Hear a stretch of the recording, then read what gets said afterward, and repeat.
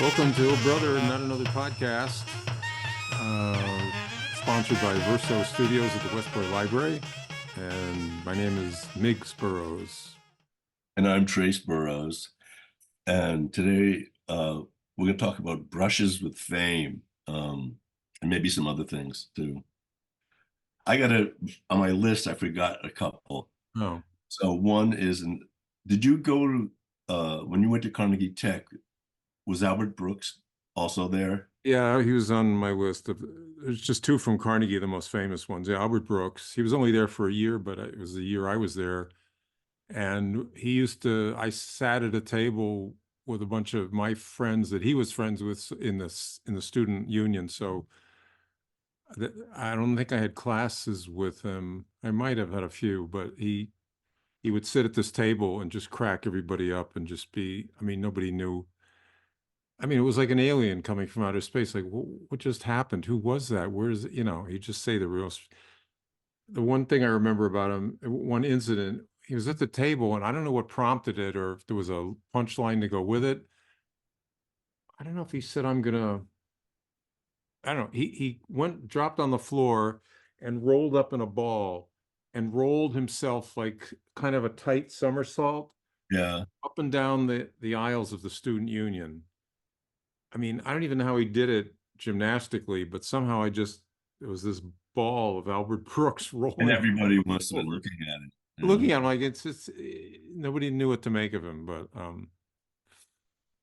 I actually have pictures of. Do I have it here? No. I mean, yeah, I took two pictures of him because he was in a play that I did the set for, and he was dressed. One, he was dressed up as a woman, and then he was dressed up as a cowboy. And his first joke, I mean, he's done a lot better since. That's not the first joke he ever told, but the first joke I ever heard him tell was in this play, and he ad-libbed it because he was like the narrator, and he was like a cowboy, and he came on, real exaggerated cowboy with a hat and six guns, and he said, "I think I'm gonna sit down for a spell." He pops in the chair and he goes, "CAT." He spelled cat. Oh, oh, yeah. Sit down for a Oh spell. my God. So that, and the other I one was, no, go ahead. no, I was just say, so I was living in Los Angeles and punk rock was just coming out, and there was a band, and I said, oh, and was working in the warehouse at Warner Brother Records and whatever. I just wanted to check out what this new punk rock thing. I forget which band it was. It was a small club. He was in there sitting on a table, I think, rather than a chair, but which kind of goes along with this. But I think I just went up to him quickly and just said, "Oh, my brother went to school with you," and blah blah blah, and he just said, "Oh, and I mean that was it, Yeah, we weren't buddies or anything.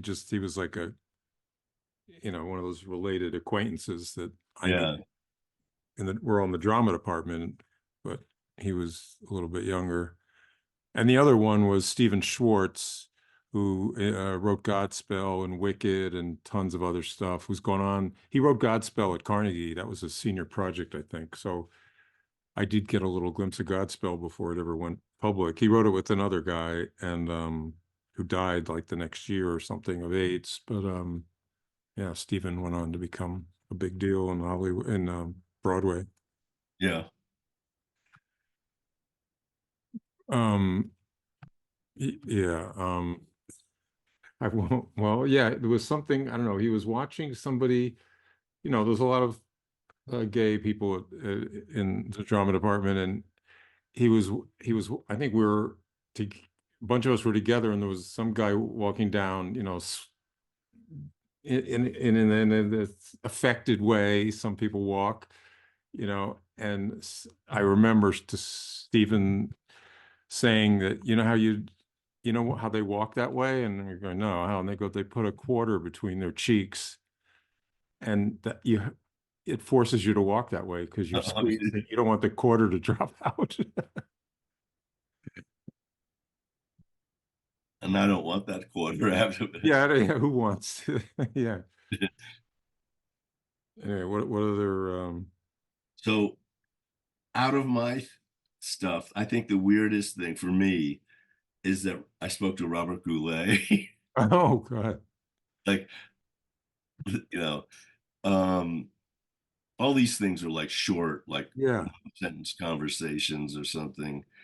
But so I was trying to do a sketch comedy pilot, like Saturday Night Live, very overly ambitious back in the early 90s. And I met up with before the internet, and somehow I got a guy's name off of Saturday Night Live, the credits, the makeup assistant or associate. I called him. I'm doing a show. Will you do that? Blah blah blah. Will you help with these ideas, this makeup? And he really got into it. And he says, "Well, we have to go to Kelly's in New York. Kelly's is a place where I guess they make all the wigs and uh, theatrical hair for plays and television shows and Mm, everything. It's basically a room with long tables with lots of women sitting at the tables sewing real hair mm. in that netting stuff that comes in, you know. So he says, "Well, come upstairs." And upstairs was like a big mirrored wall and lights, and I guess you'd look at the hair that they just made for you and see if it needs tweaking or something. But in the other room, there was like two barber chairs, and one of them, like Robert Goulet was sitting in. And I guess actors come in, they need their hair adjusted. I always thought that that hair was glued. Like, how Yeah. can it be adjusted? I don't know. Their But I wigs adjusted? I mean, like moved oh, slightly. yeah. Yeah. But isn't it? I don't know enough about it. You know how Yeah. unless they puts loosens up the glue, and so he's get evidently totally bald. Oh, geez. Yeah. This is back in '90, and so when he was done, he came in where I was looking at my hairpiece in the mirror. And he's looking at his and just says, "Oh, so, oh, what are you up to? Mm. What are you doing here?" And I told him I'm doing a sketch comedy pilot. I need some funny looking hair and good luck or something like that. You know. Well, I know we both have been to London. You probably have, a lot more than I do, but the few, I saw tons of groups, but in terms of direct kind of personal contact, I was watching, it was Eric Burden and the Animals. This is in 1965, so it was in a cellar club. And they had just had a record come out, so they weren't like a big phenomenon, but all these clubs held, 100 people, 200 people. And I'm right up against the stage because I just like to watch them really close. And Eric Burden, it was late at night, and he in the middle of some song, his eyes rolled behind his head and he passed out and fell Oh, geez. on me, but not, not crushing me. He just fell glancing blow. He fell to the floor, I fell to the floor, and he got back up. He woke him up, whatever. I just kept on singing. Yeah, he got back up on the little platform. It wasn't a stage so much as a platform. And he played at the Fairfield Theater Company a couple of years ago, and I emailed them and said I wanted to, any chance I have this story, I'd like to. I made a joke out of it. I want him to apologize for falling on me. I'd like an apology, whatever, and told the whole story, but it never happened. They wouldn't they wouldn't do it or make the connection. And the other one, which I didn't exchange words with him, but I was at the Marquee Club, and they were introducing famous people in the audience. So the Marquee Clubs was in London. It was like the epicenter of all Yeah. the bands. They never got the credit for being, Woodstock. It's always Woodstock. I mean, the Stones, the Who, it goes on and on and on and on. Every British invasion band Yeah, yeah. started. Yeah, the Yardbirds. I saw Sonny and Cher there. It was their first. They had just had a hit in the U.S. with "It Ain't Me, Babe," or "I Got You, Babe," or whatever it is. "I Got You, Babe," and and they were trying to break into British. And Cher was like 16 years old, and Sonny was probably 22 or something. And I saw them at the Marquee Club. But anyway, somebody had one. It wasn't their show, but somebody, the MC, isn't likes to announce who's in the audience or who's with us tonight. And he said, so we're very honored tonight to have Eric Clapton in the audience. And he points, I'm only like 10 feet from the stage. He seemingly points at me. And I'm looking around, and Eric Clapton, I'm shoulder to shoulder with Eric Clapton. I had no idea. I've been Yeah. standing there for 20, 40 minutes. Anyway, I never said anything. I just stared at him like, oh my God, Eric Clapton's standing next to me. But there's so many No, things. blues, the blues. What's that first band he was in? Blues Breakers, Blues Breakers. John Mayall, yeah. John Mayall, right? Yeah. Oh, and then I went to my first stop in London. I was so obsessed with the Beatles, so I wanted to go to EMI Studios, which is now known as Abbey Road Studios. So I went there, naively, and I knock at the door, and somebody says, "Can we help you?" And I go, "Oh, I'd like to take a tour of the studios." And they go, "We don't give tours. We don't, I'm sorry, this is, blah, blah, blah." And I just sort of went into this whole thing. I came all the way, I saved my money. I took this whole, oh, I think I almost cried. It wasn't true, but I said, I've been working all year to save. I came just to pay homage, and this was 1965. So they said, okay. And they brought in, and so as the doors open and I'm talking to this guy, Manford Man Group is leaving. So they Oh, walked by. I just missed their recording session. Actually, I didn't see anybody's recording session, but they gave me a full tour of Abbey Road Studios and the studio that the Beatles recorded in. And their recording engineer at the time was fiddling around and they just pointed him out. And the echo chamber, or they said, do you want to see our echo chamber? And I go, yeah, I don't, this was before digital or any, and yeah, it was literally a basement.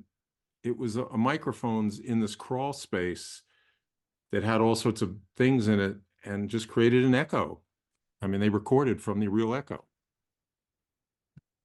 yeah, I mean, the crosswalk wasn't a thing then, but I obviously went across those zebra stripes to get there, but yeah. that wasn't an album yet. So So when I went there, yeah, I was there to hopefully, be discovered as a drummer on some, and the Kinks are gonna say, we want you as our, the yeah. Who are gonna say, we want you as our drummer. So I went to the Marquee Club, and the guy who owned it or ran it then was named John G. And so he had a crush on me. He tried to convince Mm. me to go to be gay. I said, no, you're not going to do that. But we still talked. And then he says, well, do you want to go to an after hours club? And I said, sure. So he took me to this place called the Speakeasy, where you have to, it's a private Oh. membership club where rock stars go. It's downstairs too. And so I'm there, and it's a smallish club, and there's a big bench with tons of beautiful like models and groupies, and Mm. like maybe two guys, me, a place to sit. Yeah. I'm not a rock star. And I so see what happened there. So I'm sitting next to some pretty girl, and Rod Stewart comes up to me, says menacingly, like he wanted to like fight me or something. Jeez. Are you trying to steal my bird? Oh, You jeez. know, the corny. I said, no, no, I'm just sitting here.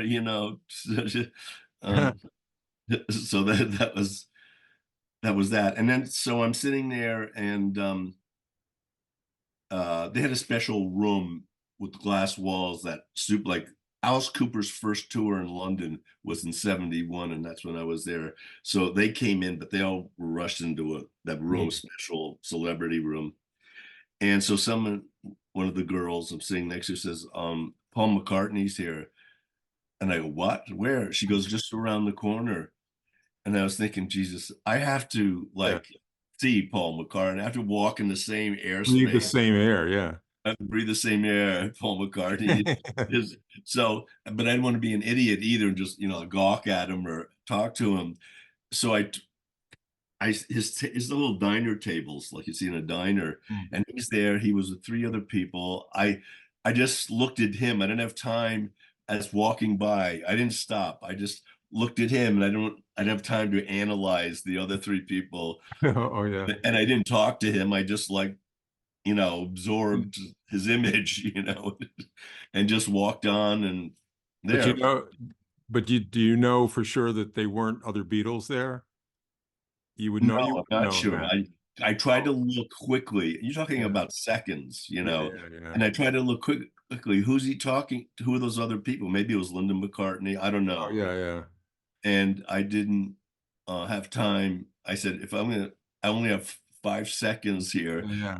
I'm gonna like, I have to fill my brain with an image of Paul McCartney. Yeah, yeah, I would have done the same. Uh, Although you had a good line, an opening line, you could have gone up to him and said, "Are you trying to steal my bird?" Damn.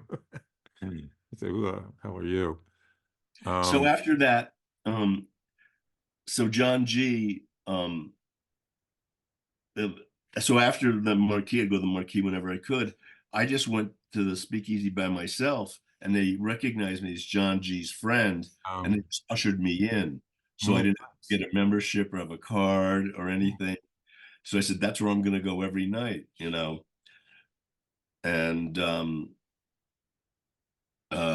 so anyhow, at the Marquee, so I didn't meet anyone else that yeah, no one else famous there. They said Jimi Hendrix that played there, last year or something. But so at the Marquee Club, so I was sitting, they had a small bar, very small bar with a room, if you remember, and the animals were there. This is after Chas Chandler, the bass player, had quit, and I think Eric Burden had actually quit. So there was mm. 4 animals, and they're all drinking and drunk. And then I said, like, they started talking about the Beatles or something, and I said, I don't think Ringo's a very good drummer. Oh my God, that was like saying, the Gee. worst thing ever. They got so pissed at me, and I just said he's a perfect for the Beatles. I Yeah. just don't think he's a good drummer, generally speaking. They didn't care. They were drunk. So Oh man. I starts put both two of the guy, like, they're pushing me up against the wall, like they're gonna start like smacking. Really? Jeez. Yeah, they was ready to. I don't. And luckily John G was there, and he says, "Leave him alone. He's a Yank." Oh, I Yankee. don't know any better. There's other kinds of Yanks, but Yeah. he's like Yank, like, Yeah. Yank this. Yeah. yeah, Yank is. So he's a Yankee. So they left me alone. Meanwhile, on another day, after I left either the speakeasy, I think it was a speakeasy, I saw Chas Chandler walk out, and I ran up to him. I can't imagine doing that now, as Mm. with the ambition. But so I ran up to him and begged him for, like, I want to, I don't know what I said to him. I want to be the world's famous drummer, or I want Mm. to this or that, and please, please. He's kind of like annoyed, and he says, "Okay, come to this my office tomorrow morning or afternoon, and we'll Mm. talk about it." So I go into his office. This was a huge office. He's got a desk there. Jimi Hendrix had died a year Oh, earlier, wow. and so I give him my pitch, which is that I'm the Jimi Hendrix of drummers. Oh, that, yeah. What do you, Yeah, and it doesn't seem, it's not a direct connect. You could no. say Jimi Hendrix of bass playing, but drumming, I don't know. Um, so that pissed him off so bad. Oh, He says, if you ever use my name with yours, I'll castrate you. oh, yeah. We use that line. Remember, I sent it to you, and you Yeah, we made a use it on the poster, poster. Yeah, yeah. and then I took and put it up on the poles all around the 2 or 3 streets that all the rock stars went to. Them, they only went there, but they thought it was all over London. That's Oh, because yeah. that was all of London, those Sure. 3 blocks. And luckily, I was a little scared. I thought, is he going to send some like goons after me to, like? So you don't know if he ever saw it or not? Oh, I don't know if he Must, ever saw it. I mean, must have it, but it's all. I think some girl asked me about it or something. Uh, but it didn't get me anywhere. It didn't cause a buzz where, Oh, right. you know. So one of these things you wrote was Roger Daltrey at a urinal. You were, you were you side by side? Or you just walked into a bathroom and he was at a urinal? So I was reading the paper because I have these magical thinking goals, like, Hmm. oh, I'm going to be the Who's next drummer, for some reason. And so I heard that they're recording at Twickenham Studios. Uh, So the next day I went down to Quickenham Studios. They didn't have security or anything. I go in, I look in the window, I see the Who. I think they were playing either Teenage Wasteland or You Won't Get Fooled Again or something. And I thought, what am I gonna do? Am I just gonna knock on the door and say, "Hey, can I hang out?" or whatever? I got really nervous about the final step, so I said, "I'll just go into the bathroom and I don't know, think about it or whatever." And then Daughtry came in and went up to a urinal. It was just him and me, and he's like peeing in the urinal, and I'm trying to think of like what to say. I just got really shy all of a sudden, and then he, pretended I had been used it and was washing my hands. And he walked out and went back in that room. And I took a peek in, and they were like listening to takes of parts of the song, and that was it. I mean, Oh, there's a joke about what are the two words you never want to hear when you're at the urinal? From If what? you're at the urinal with next to somebody, what are the two words you never want to hear? I don't know. Nice penis. So, Okay. so I had the Who encounter with again a million regrets because I think I told you. Well, actually, I was at a Who thing at they did 5 shows a day with the Murray the K thing at the Fillmore, I think it was, or the It was East his, yeah, it was another place, but what? it was another theater, but it was one of those Oh, theaters back then, like East Village like Theater. RKO Theater. Yeah, yeah, yeah.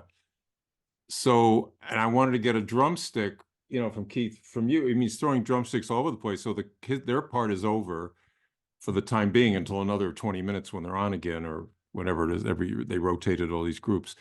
And so everyone's leaving and I jump up. They were the last act in that set. And I jumped up on stage and gathered up a drumstick or two to give to you later, broken Keith Moon drumsticks. And then I noticed this spiral staircase, and I think I just caught a glimpse of one of them going, up. And I just said, what the hell? So I go up the staircase, figure I'll just follow.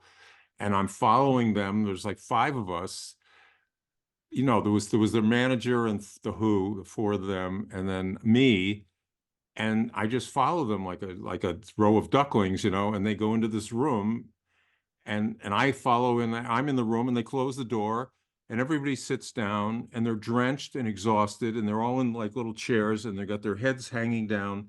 Not a word was spoken. Nobody looked at me. Nobody questioned who I was. So there's literally the Who, their manager, I think Chris Stamp was his name, Yeah. and me, and I'm like this weird like finding yourself on another planet, and yeah, insert this thing of. Except I didn't have 5 seconds. I probably had 25 minutes and I Yeah. was just frozen. It's like I couldn't think of first they didn't speak to each other. They were obviously just totally exhausted. They're all, catching their breath and head hanging down. And then somebody comes in, a promoter or from a radio station. Oh, here's the girl that won the Meet the Who contest. So they drag her in, and they all jump up and they sign their autograph, and they all go back in their chairs, and they're just like this again. And then the next set came. Somebody called them for the next set, and they all left the room, and I was the last one out, and I went home. I never exchanged a word with them, but I spent at least 20 minutes in their dressing room, for what it's worth. Nothing, but it was They fun. It kind of was, kick you out if you started asking, like, "Well, wait a minute, who's this guy? yeah, I Why?" didn't want to almost draw attention, but I couldn't help. I mean, there's only, I'm a sixth wheel. There's the manager and 4 of them. They must have known, but everyone probably assumed I was either with the theater or with the radio station, and I had Yeah. long hair and everything. So they probably just didn't Oh, question, yeah. figured who cares? But anyway, but So since you had done that, that inspired, they had 3 shows a day for 8 days. It was three, just for people who are listening, they had like 12 groups, all major. Ike and oh yeah. Tina Turner, Simon Garfunkel. It went on and on and on. There were like 8 or 9. The Who, the Cream. The first time the Mhm. Cream Mm. whoever played the United States. It was $3 for a ticket. And they had 3 shows a day. Some, I think Townsend wrote up in his biography, like what a grueling Mm. thing that whole thing was. So, so I bought so I bought a ticket. I don't know if I had 2 tickets or whatever. So I went a ticket. And I'm going to try to do what you did. I'm going to like try to go up there. So it had no security back in those days. Mm. So after the show, so the Who played, and then they had smoke bombs, when they wrecked their equipment. They only had 3 songs to do, so they had to do their wreck their equipment Oh on yeah. the third song. They couldn't really build up to it like 3 hours Yeah. playing, and now we have to do a crescendo. They just had to they just did their thing, like, it was funny to see. They had to go right to it. Yeah. But so I go up on stage, and it was really very, when I think about it, very dream like, the smoke still, Mm. he's sitting on a steamer trunk, Otis Redding, because Oh, oh. he played that night. So I just go up to him, and he goes, after it got to where he says, "That's not music. That Who stuff. That's not music. Oh, It's not gee. real music." Oh. Because he was old school rhythm and blues, and I don't know. I probably just shrugged or said, well, I don't Mm. know. I kind of liked him or whatever I said. So we had a few words back and forth, and I really didn't know what to say to him. Um, so I just said, well, nice show or thank you, or, Yeah. and then just left and went home. Yeah, it's interesting to get these little offhanded comments that but you had a like a much more than a brush with Linda Blair, right? I mean, you Yeah, that was so the first time I was going out with her sister Debbie Blair, she has two, and Jimmy Blair's her brother. So I'm 23, and Debbie's like 20, and Linda is 12 or 13. She was filming The Exorcist at the time, Mm. and so I was over at Debbie's house, and we're with Jimmy, and we're joking around in the kitchen, and Linda comes out in her nightgown and says, "I've got to get up in the morning and do a shoot. Will you please be quiet out here," and all this. So, okay, yeah. So she goes back in her room. So, so I've hung out with Jim. I was still seeing Debbie, off and on, and we go to the Players Tavern, and Jimmy. We went to a couple of things together, but then let's skip ahead like 30, 40 years. Um, so Ian McNamee, who passed away Mm. 14 years ago, my best friend, he before he died, he wanted to look up old girlfriends, and he had gone out with Debbie Blair for 4 or 5 years, and he didn't know how to work the internet. He didn't know how to Mm. work search engine. So I helped look for her. It was really hard. We finally, only because she called herself Deborah, we were looking for Debbie. Now she's calling herself Deborah. So we finally found her, and I called her up, and I saying, well, Ian asked me to look you up, and she goes, well, I don't want to talk to Ian, I want to talk to you, Mm. which is weird. Mm. I hadn't seen her in 30, 40 years. And she says, I wrote a autobiography about the Blair family, and Linda and my family, and it's all about abuse, sexual, physical, verbal, like Mm. crazy abuse, sex, drugs, and rock and roll.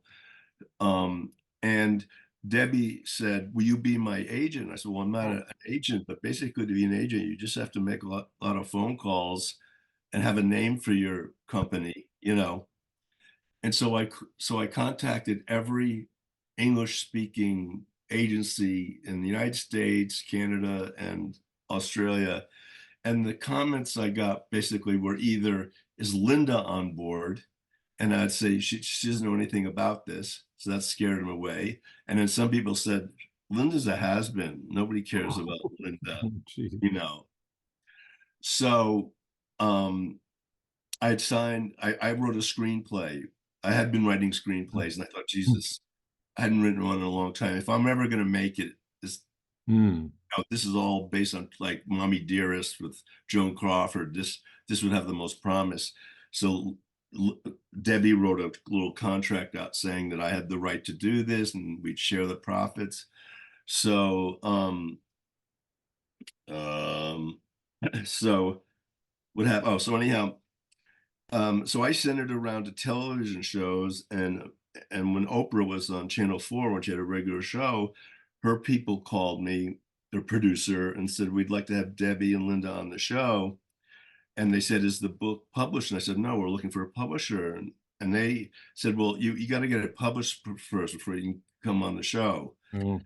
And so we kept in contact over a year's period, and it never got published because of these reasons. And finally, there was a place interested up in Canada, whatever, but it's past the Oprah thing. And I sent a letter to Dr. Phil's show. 6 months later, they called me and they said, "Oh, we want to have Linda and Debbie on the show." And I said, "Well, you might have a hard time." Linda never heard about all this stuff. We'd been doing this for 5 years, like Mm. contacting agencies, Mm.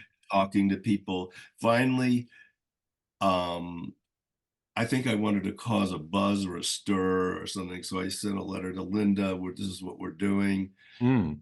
And I told the guy, Debbie, just like a week before, I says, "I'm firing you as my agent. You know, you're horrible. You're too you want too much sensationalism and stuff."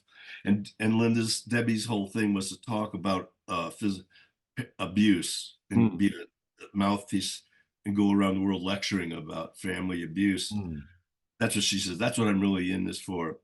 So I told the producer, Dr. Phil, I said, I got to talk to Debbie first, but she's fired me. I don't have any, I doubt if she's going to want to do this. And Linda definitely is not going to want to do this. He says, "Oh no, we can move mountains here. We can, you know." So I called up Debbie, hadn't spoken to her for several weeks, and she fired me. And I said, "Listen, if you still have that dream of being the mouthpiece of Mm. abuse, this is going to be your last chance. I mean, we're never going to get an opportunity like this again." And I convinced her to do it. And she all of a sudden she got like into this star mode, like she was like Led Zeppelin, and said, like, "In my dressing room, I want a bowl of fruit and Oh, two bananas oh, and one jeez. orange, and I want a limo to pick me up, and I want my hair redone, and Oh this my and that." God. So I said, "You really need all okay, I ask them." So I go to the producer and he goes, "Yeah, no, we can do all that stuff for her." So he says, "Well, now we've got to ask Linda." Well, they called up Linda and told the first time I think Linda knew about this thing, and says, "I don't want my family's dirty laundry exposed Mm. to the public." Mm. Um, and that killed that. And Jeez. I still pursued it for several years off and on. And Linda finally sent her agent, to the manager, sent me letters, "We're going to sue you." Um, and I actually got a hold of Joan Crawford's daughter, I forget her first name. She was living in South Dakota. And I said, "How did you do it?" Because there were people, cousins of Joan Crawford, who didn't want that movie made. "So how did you get past that?" She said, "You have to really lawyer up. Um, Mm. and you have to get an indemnity. I know I'm pronouncing it wrong. Indemnity clause, Indemnity. Yeah. indemnity clause in your contract, which means they can't get money from me."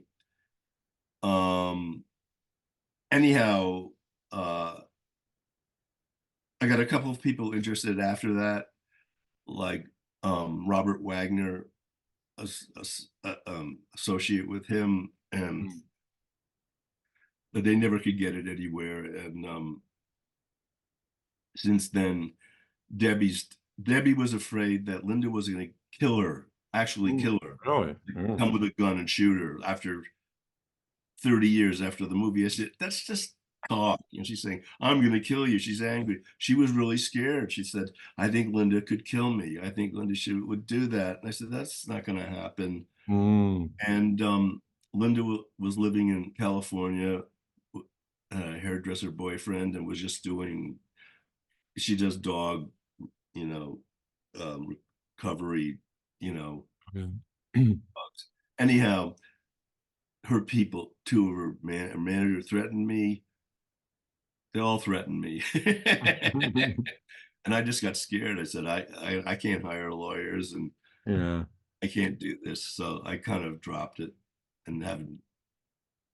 And Yeah. then once in a while, when someone posts something about Linda near Halloween about The Exorcist, I always put my thing like I have a movie screenplay which I have the rights to. If there's any producers out there, and Oh, then that's, Debbie got word of it, and she says, "I'm going to sue you." I never signed anything. Well, she's wrong. I have it right here. And oh, really? Oh, so, she says, "I never signed anything that gave you rights to do that," and all that. But anyhow, I let it go. but it's interesting because you hear stories of people that when they get a movie's finally made and they say, yeah, it took 5 years, 10 years. I've been working on this for 9 years, and people don't understand. Most of that is probably just a lot of it's just legal, getting rights to things, Right, yeah. and I think if a producer had paid off Lynn and said, "Hey, well, she wasn't doing any movies anymore," said, "We'll give you $100,000," she probably would have allowed it. I would think. I don't know, depends on which one she had in the bank left. yeah, or points. Well, anyway, we used up. Maybe we'll do a part two because there's a lot more we didn't even get to, but it's kind of fun. I'm sure everybody has brushes with fame, but I think Q more than anybody, the realm of Hollywood and rock and roll. And so where should people leave they can leave comments on Oh yeah, on iTunes has a comment. iTunes. Yeah, so if you like the show, iTunes or wherever, I don't know if the other places like Google Play and the other ones have a place for a comment. Leave a comment. Hmm. Show. And our website is brotherpodcast.com, just brotherpodcast.com. Yeah, you And can see all our our other episodes. 108 shows or whatever who we've done. Yeah. Yes.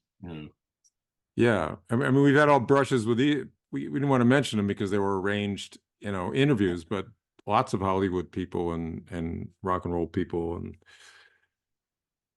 um, Dave Mason, George Thorogood, the daughters of everyone in Cream. I mean, yeah, it's a pretty good lineup. Yeah. All right. Okay. That's it. Thanks. Take care.